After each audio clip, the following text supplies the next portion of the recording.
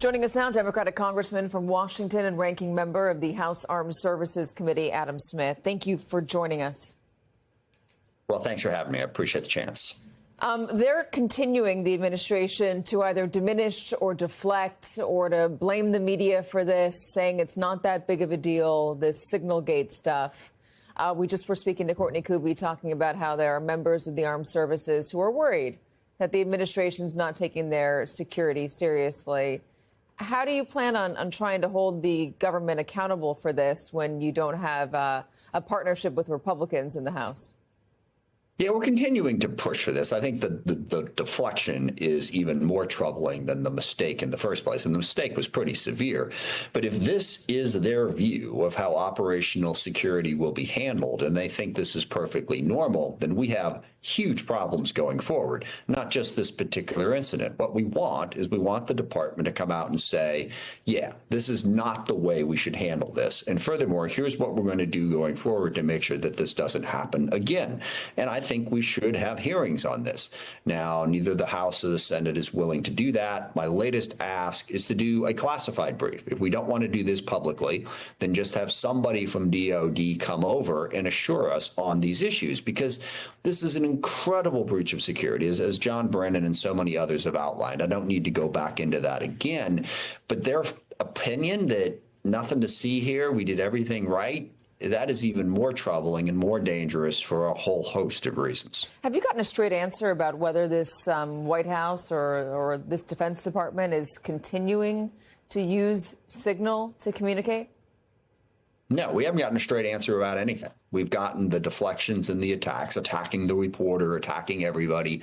We have gotten no straight answer about how they are going to do operational security going forward. One of the things that I think would be really helpful for them to say is that they're going to include the Joint Chiefs in these types of conversations going forward, because those are the people that have the most experience in command and in running operations like this. And you will note that in all of the people that were included in this group chat, there was no uniform there.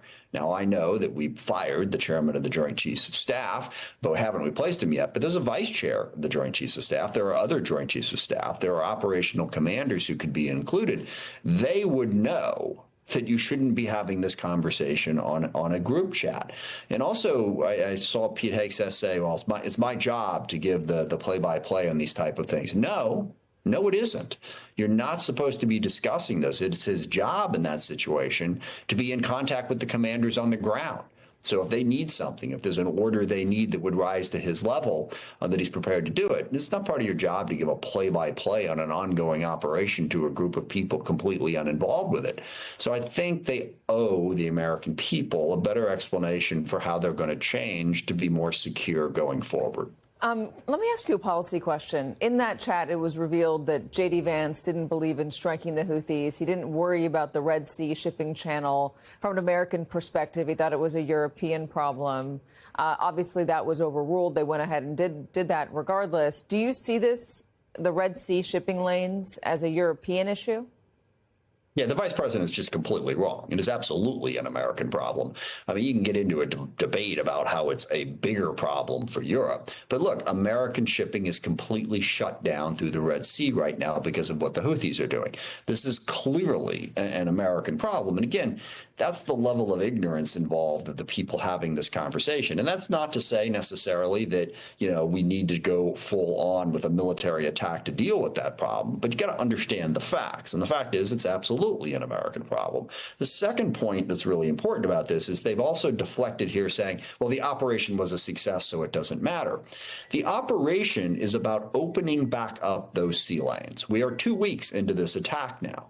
Those sea lanes have not been opened back up. So what do you mean it was a success? And I have been briefed by people in CENTCOM about what's going on here, and I know what their plan is, and I know that it's not even supposed to be successful in just 2 weeks.